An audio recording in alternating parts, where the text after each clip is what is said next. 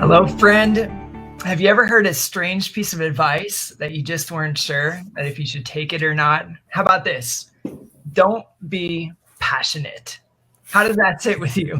Hey, I'm Paul McCosco. I'm a coach and speaker with Bill Cox Coaching. And today, Bill Cox and I are going to process this thought together. It comes right out of chapter 4 of Ryan Holiday's book, Ego is the Enemy. And this is now our 5th installment in this video series of talking about the book. And we're walking through it chapter by chapter. We're sharing with you some of the things that we're learning in the journey.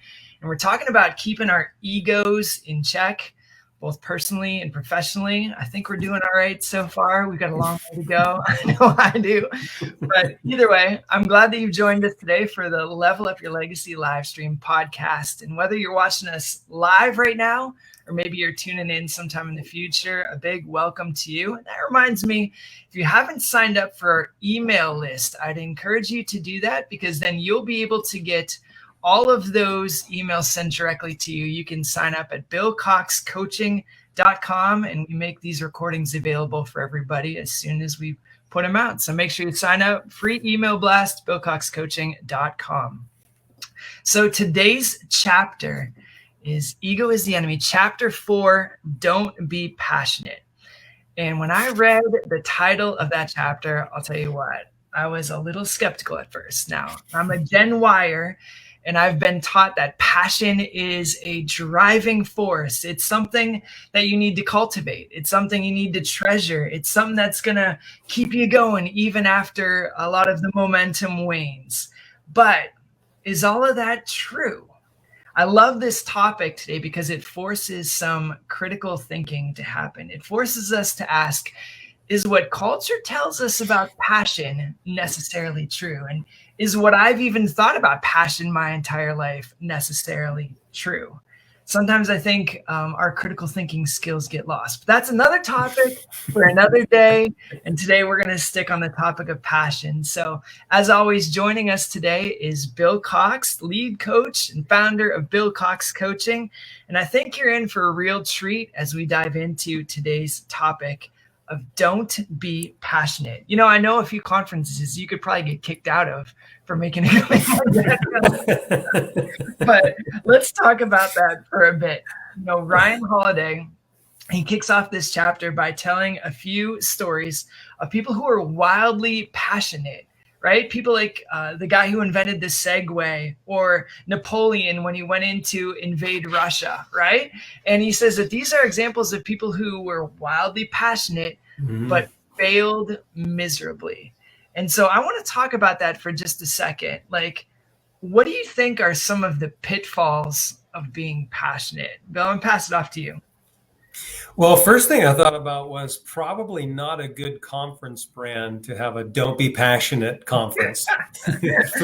please register for the "Don't Be Passionate" conference. So good way to have like no butts and seats there. But the other thing I was thinking about when you were talking, Paul, it was like New Year's resolutions, right? I mean, there's all kinds of passion on January 1st or January 2nd about, oh my gosh, I got to lose weight. I got to get in shape. I got to eat better. I got to exercise. I got to go to the gym. Yeah. I mean, Snap Fitness and places like that, they bank on the fact when they sell memberships that within 2 weeks, nobody is going to be at the gym. If they would not have the capacity to service all the people who buy memberships in January. So like, I think that's a great illustration of what Ryan's talking about in this chapter. Like, not that passion is wrong, but by itself, it really doesn't get us that far. No, I agree with that. I think about, when you're talking about the New Year's resolutions, I think the average New Year's resolution lasts 18 days. Like, I think that. I mean, that's about as long as we can sustain passion. The thing about passion is it seems to burn white hot, but then it burns out rather quickly. It doesn't have sticking power. I mean, I think I'm a classic passion guy. You know me. I'm what's the over the hedge, right? The squirrel over the hedge. I am the squirrel, right? I'm get excited about one thing until another shiny object goes by and like, oh yeah, I want to go after that. Oh, that's awesome. Oh, that's awesome. And then that's awesome. And you see me go through this all the time in our business. Like I'm constantly passionate about lots of things, but they don't always end up anywhere. A lot of times those momentary things that excite me fizzle out before too long. And pitfalls of passion, I think for me, pitfalls of passion are that you can have a lot of fits and starts. And over time, like if you're that kind of a personality, and if you're watching this and you have my kind of a personality, maybe you're like an I style in the DISC personality profile where you're easily excitable. You've got kind of that passionate personality. You can get interested in lots of things. One of the pitfalls of that is like you're constantly giving out energy in a lot of different directions, and you're bifurcating your focus. You're defraying that energy in multiple directions, and as people, our energy is limited. We only have so much, and over time, I've found that like you can get kind of frustrated with yourself, discouraged with yourself. So it can almost be like a hit on your self-esteem over time. That like, well, I was going to do that, and I set out to do that, and I didn't do anything with that, and then I thought I was going to do this. You know, when I was the year after I graduated from high school, I was going to be a strawberry farmer and I was going to make it big, you know, in truck farming and selling strawberries. Well, that lasted, you know, one summer. And then another year, I convinced my father to get into selling satellites. That, oh gosh, Dad, we can make a killing selling satellite dishes. And I invested in a satellite technology that was never even used, you know. So like it was another fit and start. And I've had a lot. It's embarrassing to acknowledge the number of starts I've had because I've been excited about something for a season. And yet over time, my wife can attest to this, those things end up not going anywhere. And I think that's one of the biggest pitfalls or consequences of that is like we only have so much time in this life, and what am I going to give my life to really focus on? Anything of consequence, anything that is significant in this life requires attention, requires focus, requires discipline, requires work and sweat equity in order for that work over time to result in something significant. And what you described were traits of someone who's deeply purposeful. And, you know, it's interesting. It seems like Ryan Holiday contrasts those initial people who are wildly passionate with people like Eleanor Roosevelt or someone like John Wooden, who was notably dispassionate, you know, but he was steady and he was rock solid. And I mean, that leads right to our next question. On page 49 of the book, Ryan asserts, he says, what humans require in our ascent is purpose and realism. Passion is about, I am passionate about blank, but purpose is to and for. I must do blank. I was put here to accomplish blank. And I think it's really important for us to contrast those two concepts. You know, what do you see as some of those differences between purpose and passion? And even more so, what makes purpose a more effective driver than passion? Yeah, I think this is kind of like the core principle of the chapter, which is really, really good. I mean, we kind of live in a world where it's a very narcissistic culture in a lot of ways.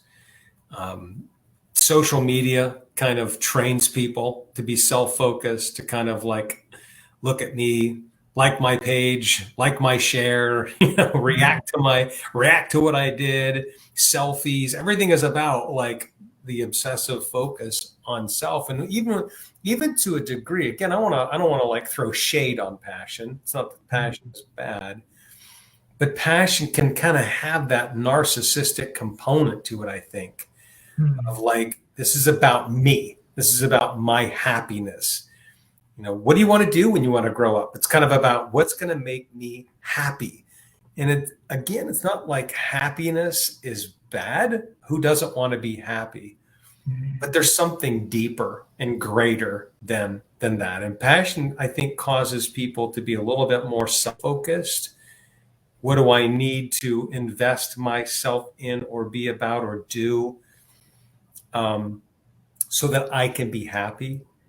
And honestly, like if you're younger, I just spoke to a group of college students last night again, and you're looking at a bunch of young people. I could have been their father. They're that young, and they're thinking about, what am I going to do with my life? They're in that phase of deciding it. And it's easy to get so focused on what am I passionate about that a lot of times you haven't even lived enough life to even discover that. Whereas purpose is so much deeper. And one of the things I always talk about, I was talking to these kids about this last night, was Maslow's hierarchy of needs. I think is such an interesting model. Abraham Maslow came up with this theory that human beings are motivated to achieve certain needs. It was that pyramid originally of 5, right? And it was a pyramid because the needs at the bottom of the pyramid are the most foundational needs that people have, like physiological needs, food, air, water. And until these needs are met, I won't be motivated to achieve needs higher on that scale. What was interesting about Maslow's theory, which came out in the 40s, psychologists continue to work with that model over the years, and that original 5 expanded to 8. And Maslow's original pyramid, the top need that humans have, he referred to as self-actualization. Like, we have a need to figure out why we're on this planet, why I'm consuming oxygen, and then be able to kind of fully live into that, right, in order to be happy. Well, as psychologists continue to work with that model, they found that there was actually a need higher than self-actualization that they referred to as transcendence, which I think is just awesome. In other words, like, in order for humans to be fully alive, fulfilled, happy in life, true happiness, I have to live for something beyond myself, for a purpose greater than myself, which I think is incredible. And I think that's what he's getting at in the chapter. There's something deeper than passion, and it's purpose.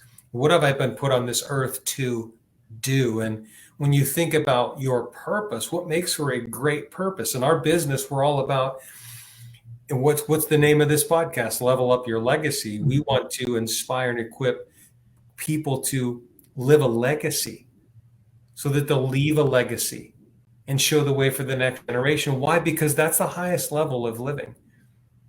Like, when you live for a purpose greater than yourself to enrich the lives of other people, that's the highest, most fulfilling level of living. And that's when you really tap into something powerful. I mean, think about the people in your life who are that truly the happiest, the most alive, the people making the biggest difference in the world, I think, are people who are the most generous, who are the most servant oriented, who are the most others focused. Those are the people that, like, you step back and you feel yourself literally impacted by their lives because they understand purpose versus passion. Well, and I think purpose has a greater pull power too, right? When I think of passion, I think of sprints. Passion sprints, but purpose paces, right? Because when you know your purpose and you're in it for the long haul, you don't give up in the fits and starts. You continue something, like, that's important and core to who you are. And that's a huge differentiator. I think about even parenting, like, when I was a new dad, I read every book. The kid never ate the grape that was on the floor, right? And by the time you're on your second child and they're like 9 years old, you're like, yeah, I just dust it off. You're fine. You start to relax a little bit. Like the end game hasn't changed. I want to raise great kids, but that level of passion for like making sure everything is clean and organized and tidy, it just doesn't, it's not there anymore. Well, I think this is an area where you're actually really good at. You're much better at this than I am, of like focusing on something and then just staying the course with it. I've learned a lot from you related to that, and I think that's a quality in people when I see it. It's why I'm so glad you're involved in the business that we operate, because you bring that in a way that I just don't. I work at that, but I don't have that consistent staying power day in and day out. I'm one of those personalities get easily distracted. So having people like you in my life, my wife is another person who's just phenomenal at this, that I learned so much from: the power of finishing, the power of staying with, the power of consistency, the power of pushing through. To me, therein lies the seeds of greatness. That's awesome. Well, I appreciate that compliment, and it's awesome to compliment your strengths as well, which I very much admire. So let's bring this in for landing. And before we do, I want to give a shout out to anybody who's watching. If you've got a question or you want to interact with us, we'd love to take those questions in real time. Just comment on the video below, and we'd be happy to get to those. But lastly, I want to read a quote. It comes right out of the book. And Ryan Holiday says, opportunities are not usually deep virgin pools that require courage and boldness to dive into, but instead are obscured, dusted over, blocked by various forms of resistance. And he said, when those opportunities come, what's really called for in those circumstances, it isn't passion, but it's clarity, it's deliberateness, and it's methodological determination. Let's talk about that for a second in light of everything that we just said, the pull power, having that level of purpose. What does it look like when an opportunity comes then? Yeah, I mean, we were just talking about this before the podcast started. I think we have things in life that we know are important and that we would want our lives to be known for, that we would like to accomplish, right? But we look at those things and we recognize there's some work there. This is going to take time, which runs so counter. I know it runs counter to the way I'm wired. It runs counter to our culture, which is such an instantaneous gratification culture. I think, can you pull that quote back up? I think that's such a great quote. Like that second half, instead are obscured, dusted over, blocked by various forms of resistance. I think that's that's what makes them obscure and dusted over, is the resistance attached to them. We were talking about, like the book we're in the process of writing, that has taken a long time to get across the finish line. It's done, but yet, and then our digital marketer said, well, can you record all these chapters now? Because we want to provide an audible version. I'm like, oh, I mean, writing the thing was painful enough. Now you want me to record all that? I mean, like, if I could share the pain of recording all those chapters in how many takes, like, I had to do recording those chapters. Oh, I could just bang my head off a wall. I got all done, sent them to Bob, got an email 2 weeks ago. I need you to re-record the second half of chapter 9. I'm like, no. How was your passion meter at that moment? So I literally had like a window last week of like half hour or 45 minutes or something before I had to go to a lunch appointment. I'm like, okay, I can bang this out. Dude, I did like 12 takes and I still didn't have the chapter recorded. And I'm like, this is a perfect example Like this is important, but you want to do it right. You want to do it well. And you got to be down for the struggle.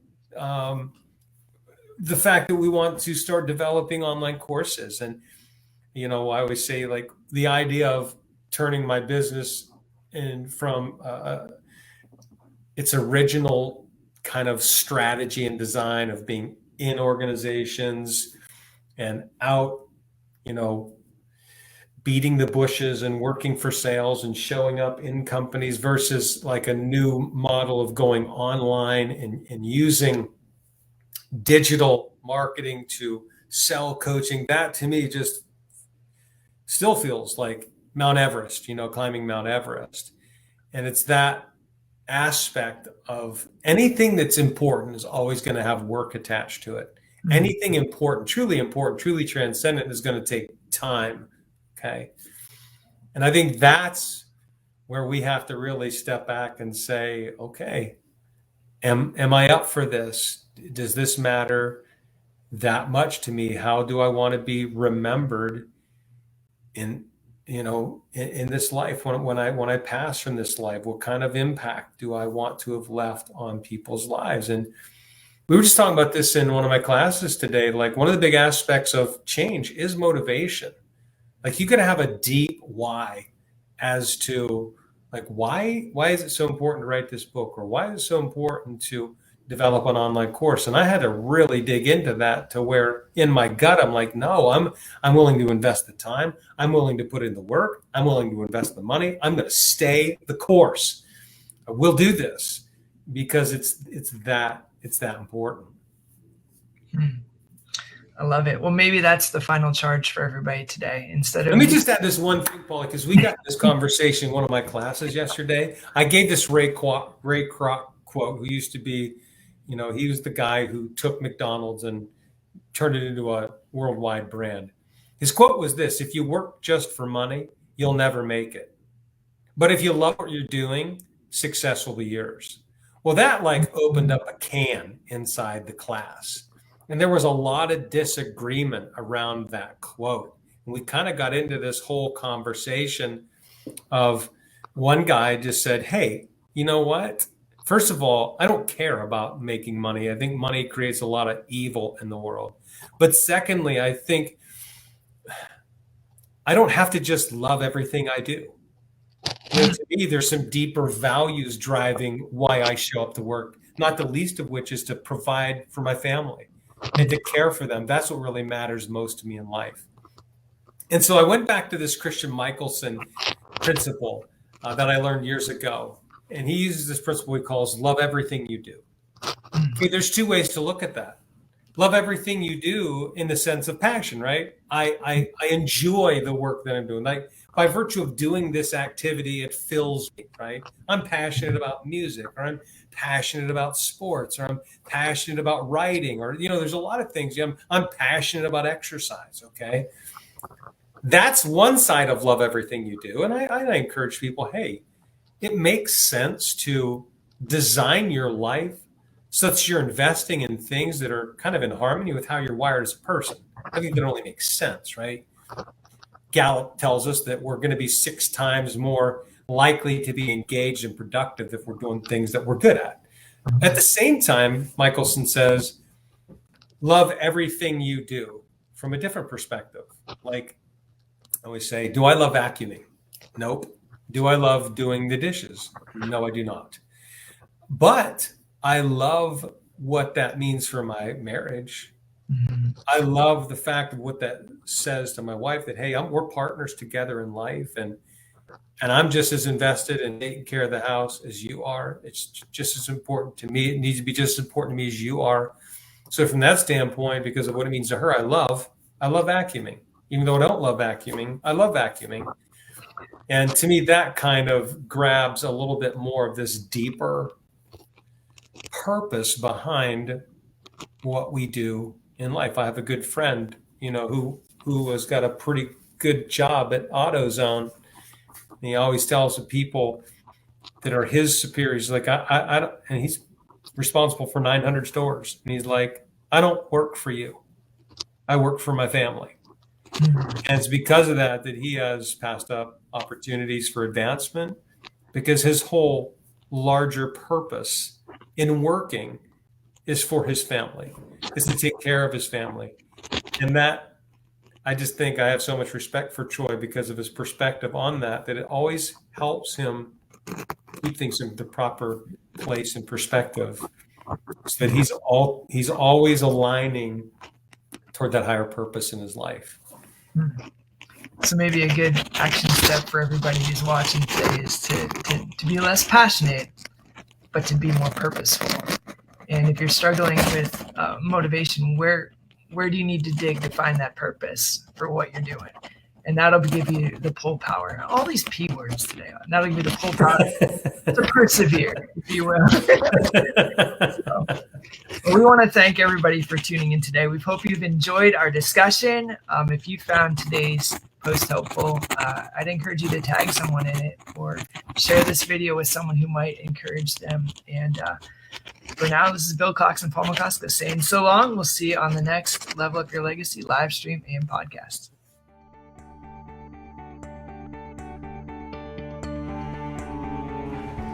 Hey, thanks again for watching today's video. And before you go to the bottom of the screen, like us on Facebook, subscribe to our YouTube channel, and make sure you go to billcoxcoaching.com. Sign up for our regular newsletter to help you move from success to significance and lead your life in such a way that you live a legacy. Have a great day.